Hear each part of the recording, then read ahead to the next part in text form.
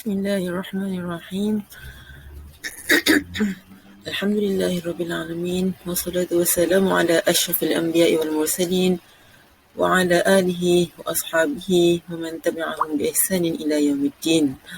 Qala rabbi shrah li sadri wa yassir li amri wa hlul 'uqdatam min lisani yafqahu qawli. Amma ba'd. Assalamualaikum warahmatullahi wabarakatuh.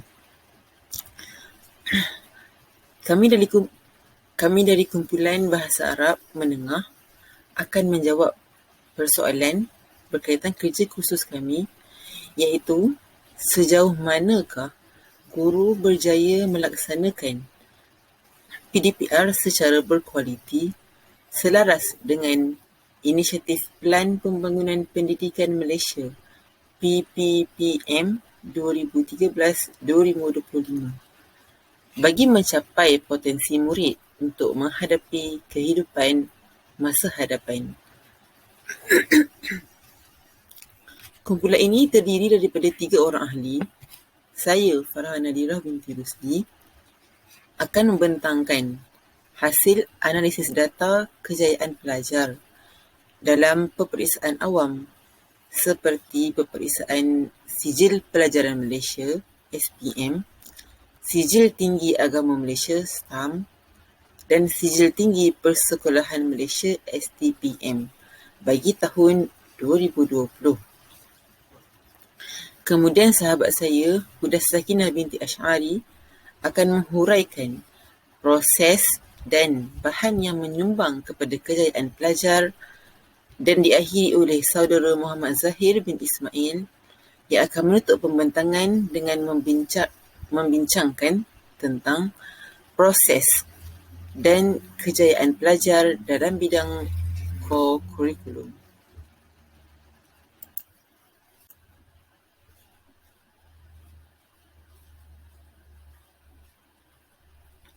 Baik, seperti yang kita maklum, pandemik COVID-19 telah menyerang Malaysia satu demi satu gelombang sehingga akhirnya semua institusi pendidikan terpaksa ditutup. Namun, penutupan ini tidak boleh berlaku terlalu lama kerana dibimbangi akan menjejaskan prestasi akademik pelajar. Justru, bagi memastikan aktiviti pembelajaran dapat diteruskan seperti biasa dalam keadaan semua orang kekal di rumah masing-masing, proses pengajaran dan pembelajaran PDP, aktiviti core curriculum, ujian PEAJSK, ujian segak dan pentaksiran lainnya semuanya dipindahkan secara atas talian, iaitu melalui pengajaran dan pembelajaran di rumah, yakni PDPR. Persoalannya, sejauh manakah keberkesanan PDPR? Adakah pelajar dapat meneruskan pembelajaran seperti mana mereka di sekolah dahulu? Sejauh manakah kemampuan guru, pelajar dan ibu bapa dalam menggunakan teknologi dan literasi digital semasa PDPR dengan berkesan dan efektif? Memandangkan ia adalah perkara yang baharu bagi semua pihak. Adakah ilmu yang para pelajar perolehi secara atas talian dapat membantu mereka untuk meneruskan kehidupan pada masa hadapan? Justru perkara inilah yang akan kita bincangkan pada hari ini. Baik, terdapat banyak aspek yang perlu diperhatikan dalam meletakkan penanda aras kepada sesuatu kejayaan. Hal ini sama seperti isu PDPR. Salah satunya ialah melalui penilaian terhadap peperiksaan awam yang dijalankan pada tahun berlakunya wabak pandemik COVID-19, iaitu tahun 2020. Kami tidak akan menyentuh tentang peperiksaan berasaskan sekolah ataupun pentaksiran bilik darjah PBD kerana tiada data tepat yang diperolehi. Oleh itu, fokus kami tertumpu kepada peperiksaan awam seperti SPM, STAM dan juga STPM. Baik, kita mulakan dengan peperiksaan SPM. Peperiksaan SPM pada tahun 2020 mencatatkan peningkatan yang begitu memberangsangkan. Seramai 401,105 calon telah meneruki peperiksaan SPM 2020 dengan jumlah keseluruhan 83 mata pelajaran di 3,310 pusat peperiksaan. Daripada angka tersebut, seramai 88.68% pelajar berjaya mendapat sijil. Ini menunjukkan peningkatan yang baik berbanding tahun 2019, di mana hanya 86.72% pelajar yang berjaya mendapat sijil.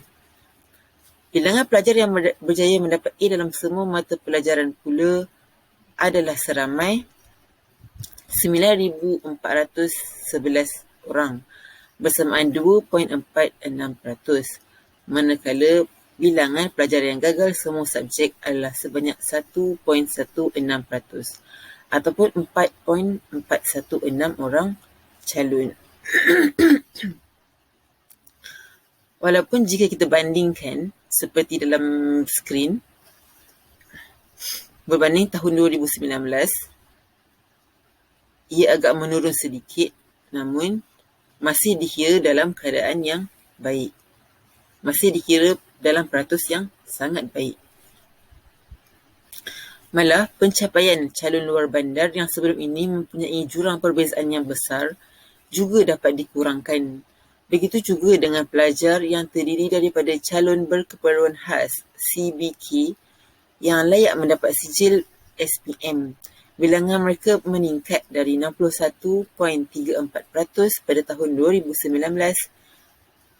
ke 68.22% pada tahun 2020. Hal ini menjadi bukti kukuh bahawa PDPR yang telah dijalankan sebenarnya cukup berkesan sehingga dapat menghasilkan keputusan yang cemerlang. Malah, keputusan cemerlang itu bukan sahaja kepada sebahagian kelompok pelajar, contohnya seperti pelajar dalam bandar, tetapi kepada semua pelajar seperti pelajar luar bandar, bahkan pelajar berkeperluan khas. Menurut Menteri Kanan Pendidikan, Datuk Jidin Razak, Grade Purata Nasional GPN bagi keputusan SPM 2020 turut meningkat 4.80 berbanding 4.86 pada 2019, sekaligus menjadikan keputusan tahun lalu yang terbaik dalam tempoh 5 tahun ke belakang.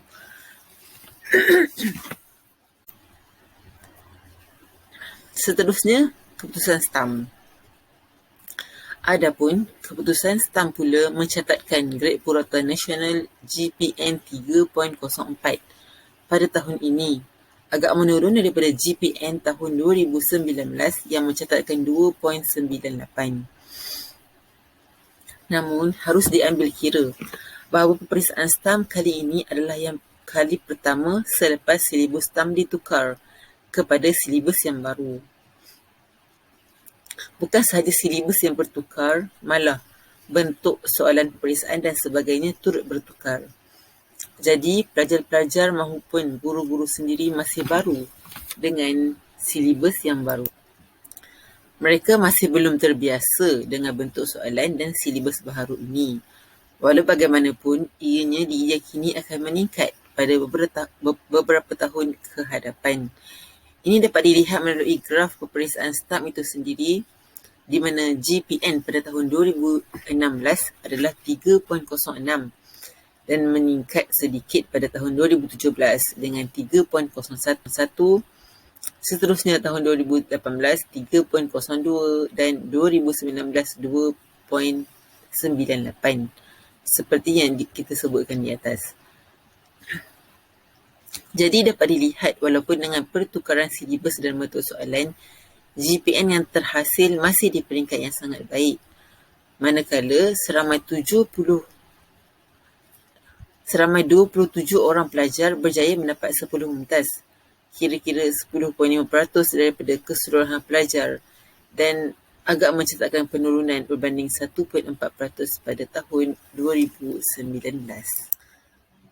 Ketua Pengarah Lembaga Peperiksaan Malaysia, Datuk Fakhruzzin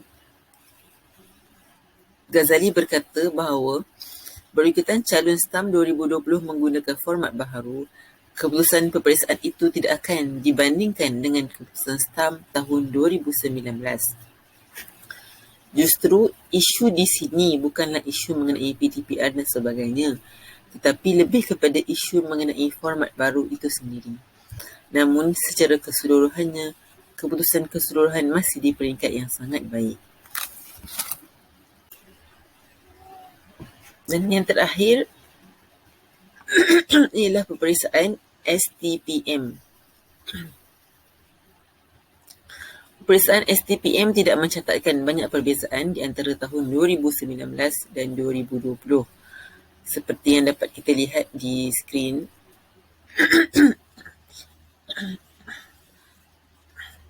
STPM 2020 mencatatkan PGNK 2.78 berbanding 2.77 pada tahun 2019. Begitu juga dengan pelajar yang mendapat PGNK 4.0 seramai 1.79% berbanding 1.72% bagi tahun 2019. Namun keseluruhannya tidak banyak beza yang terdapat pada keputusan peperiksaan pelajar-pelajar sama ada keputusan SPM, STAM ataupun STPM. Kesimpulannya, melalui hasil peperiksaan awam tahun 2020 yang telah kita lihat tadi, dapat dipastikan dan disimpulkan bahawa isu PDPR telah berjaya dan mencapai sasaran yang dimahukan. Seterusnya, saya serahkan pembentangan ini kepada sahabat saya, Huda Sakinah binti Asy'ari. Dipersilakan. Keputusan peperiksaan awam pada tahun 2020 yang dibentangkan sebentar tadi membuktikan bahawa guru berjaya melaksanakan PDPR dengan baik. Merujuk kepada PPPM 2013 hingga 2025, Kementerian Pendidikan Malaysia telah menetapkan agar setiap pelajar boleh mengakses pendidikan secara berterusan demi meningkatkan pencapaian akademik dan potensi diri bagi menghadapi kehidupan masa hadapan sekalipun institusi pendidikan ditutup buat sementara waktu. Oleh yang demikian, di sebalik kejayaan pelajar mendapat keputusan peperiksaan yang baik, terselit proses kejayaan seorang guru dalam melaksanakan PDPR secara berkualiti selaras dengan apa yang telah dianjurkan oleh KPM bagi memastikan pembelajaran pelajar dapat diteruskan walaupun pembelajaran mereka tidak lagi seperti dahulu. Antara kejayaan seorang guru semasa menjalankan PDPR ialah guru berjaya menggunakan pelbagai kaedah PDPR yang sesuai berdasarkan keperluan dan kesediaan pelajar supaya dapat menarik penglibatan pelajar dalam menguasai kandungan mata pelajaran yang ditetapkan. Secara tidak langsung, masalah keciciran pelajar dalam pembelajaran dapat diatasi. Merujuk kepada manual pengajaran dan pembelajaran di rumah versi 2, ia merupakan asas pertama dalam melaksanakan PDPR.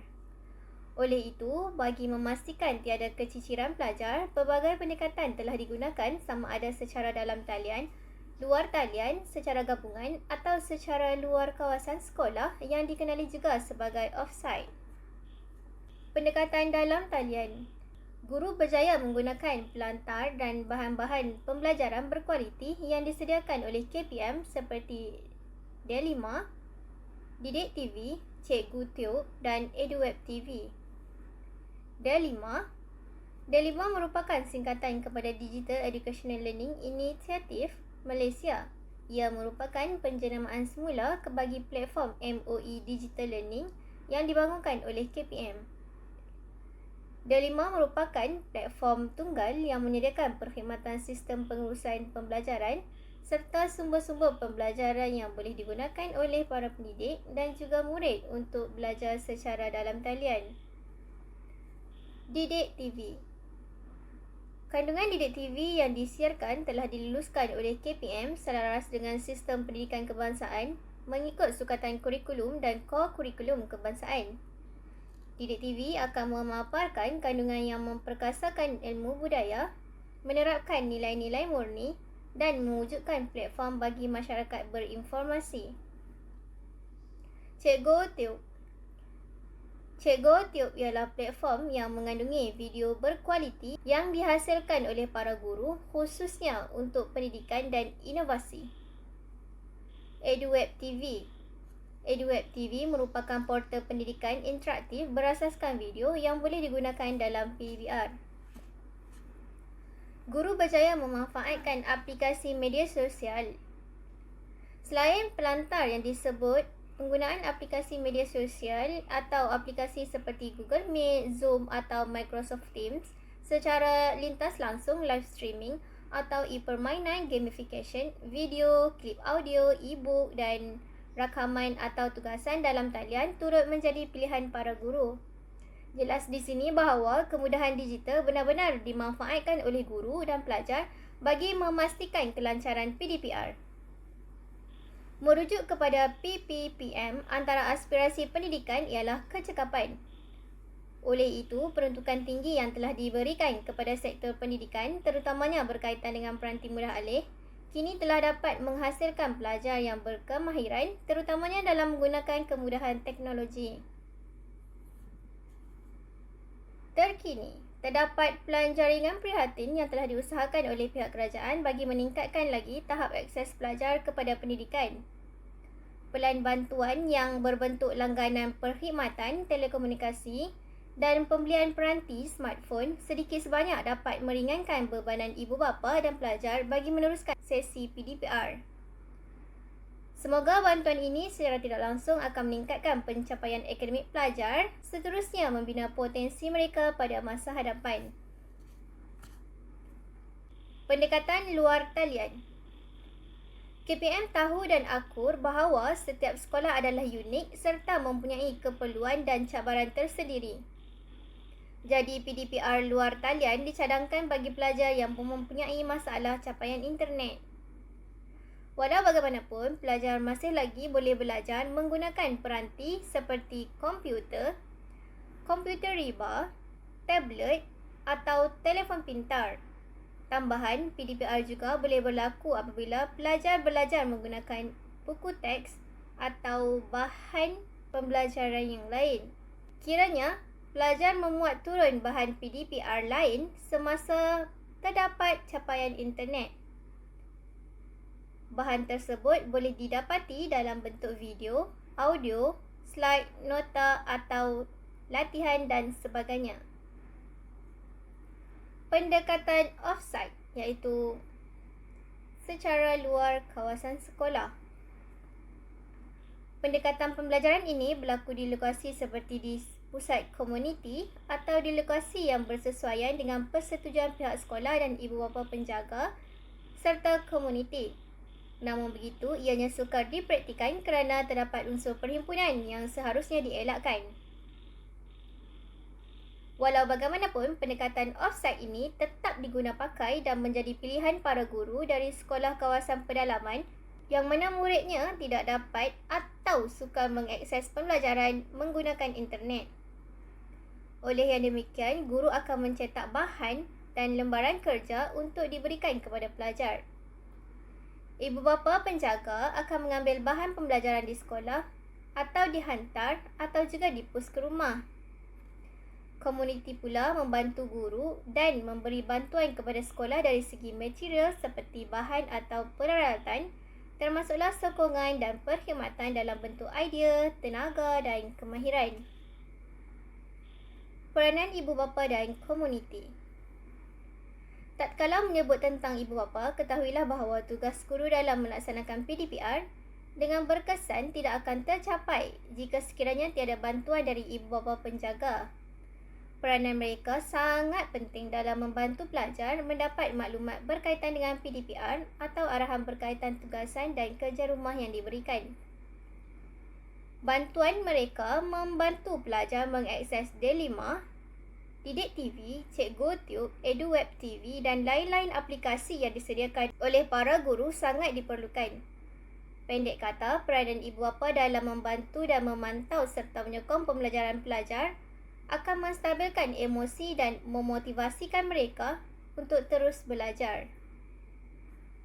Akhir kata dari saya, inilah antara proses kejayaan seorang guru dalam melaksanakan PDPR secara berkualiti selaras dengan inisiatif Pelan Pembangunan Pendidikan Malaysia PPPM demi membentuk pelajar yang berpengetahuan dan berpotensi di masa hadapan. Terima kasih diucapkan kepada saudari Farah Nadirah dan juga saudari Huda Sakina yang membentangkan kejayaan guru melaksanakan PDPR dari aspek kurikulum. Pada sisi ini, saya akan membentangkan kejayaan guru melaksanakan PDPR dari aspek co-kurikulum. Pada tahun 2020, penularan COVID-19 dan juga pelaksanaan PKP mengakibatkan majoriti pekerja termasuklah guru dan murid-murid tidak dapat menjalankan tugasan mereka seperti kelaziman dan perlu beradaptasi diri dengan norma baru. Situasi ini juga mungkin lebih mencabar bagi segelintir guru dan murid kerana perlu membahagikan masa antara tugasan pengajaran dan pembelajaran, mengurus kehidupan biasa di rumah, bahkan perlu belajar menggunakan aplikasi tertentu untuk memastikan proses pengajaran dan pembelajaran dapat diteruskan. Perubahan ini memaksa golongan guru mencari dan menimba ilmu baru untuk tidak ketinggalan bukan sahaja untuk diri sendiri, tetapi lebih jelas dan nyata untuk memastikan pengajaran dan pembelajaran dapat disampaikan kepada murid walaupun tidak bersemuka. Namun, semua cabaran ini semakin diterima dan diadaptasikan sebagai rutin harian yang sesuai dengan keperluan serta kemampuan diri masing-masing. Kejayaan melaksanakan PDPR bukan hanya dilihat dari sudut pelaksanaan kurikulum sahaja, iaitu akademik, tetapi perlu juga dilihat dari aspek pelaksanaan kurikulum. Hal ini kerana pengetahuan yang diperolehi daripada mata pelajaran akademik dapat diperkukuhkan dan diamalkan melalui aktiviti kurikulum. Aktiviti ini juga dapat memberi peluang kepada murid-murid memahami konsep latihan dalam bidang tertentu dengan menggunakan pengetahuan tersebut dalam konteks yang lebih bermakna dan realistik.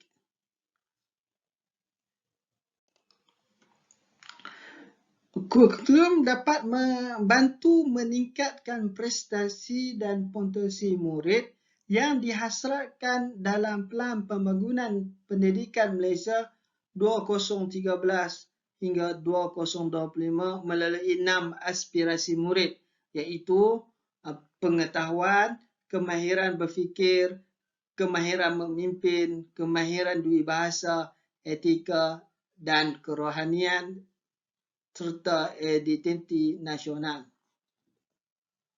Guru berjaya melaksanakan co-kurikulum melalui 2 kaedah. Yang pertama, kaedah online. Kebiasaannya digunakan untuk perhimpunan bulanan co-kurikulum seperti badan uniform, persatuan dan kelab. Dan ada juga aktiviti-aktiviti yang dijalankan oleh badan uniform, persatuan dan kelab seperti majlis bacaan Yasin. Kaedah yang kedua yang digunakan adalah kaedah offline. Kaedah offline ini menggunakan modul pendidikan kendiri co-kurikulum, iaitu latihan unit beruniform, kelab dan persatuan, kelab sukan dan permainan. Dalam kaedah online ini, murid perlu menyediakan laporan aktiviti yang dijalankan. Melalui kaedah online dan modul pendidikan kendiri co-curriculum, murid dapat mengembangkan potensi diri seperti yang dihasratkan dalam aspirasi murid, iaitu pengetahuan, kemahiran berfikir, kemahiran memimpin, kemahiran di bahasa, etika dan kerohanian, dan identiti nasional.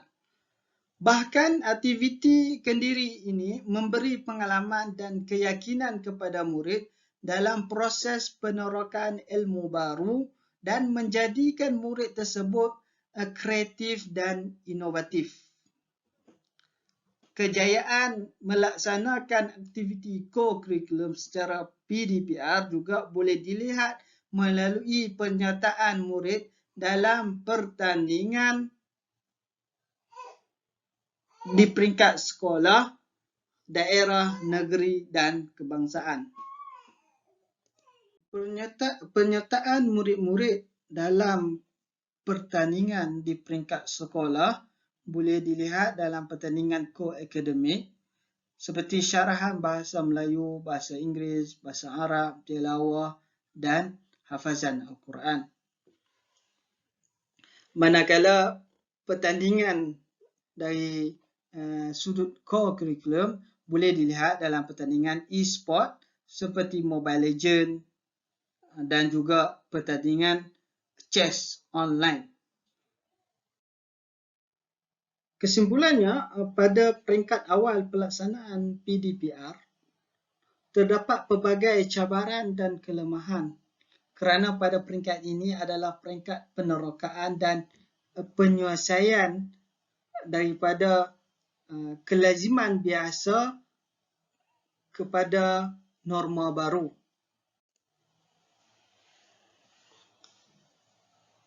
Bagi menangani isu tersebut, Kementerian Pendidikan Malaysia telah mengadakan program dan latihan sebagai pendedahan kepada guru-guru dalam melaksanakan PDPR.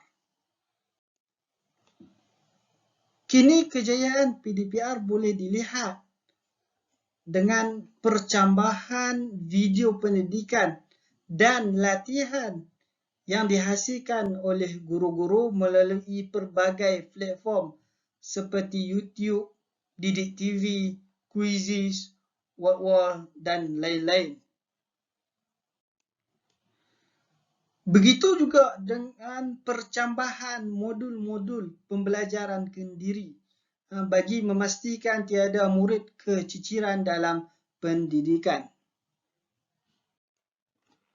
Oleh itu, dapat dirumuskan bahawa guru berjaya melaksanakan PDPR secara berkualiti selaras dengan inisiatif Pelan Pembangunan Pendidikan Malaysia PPPM 2013-2025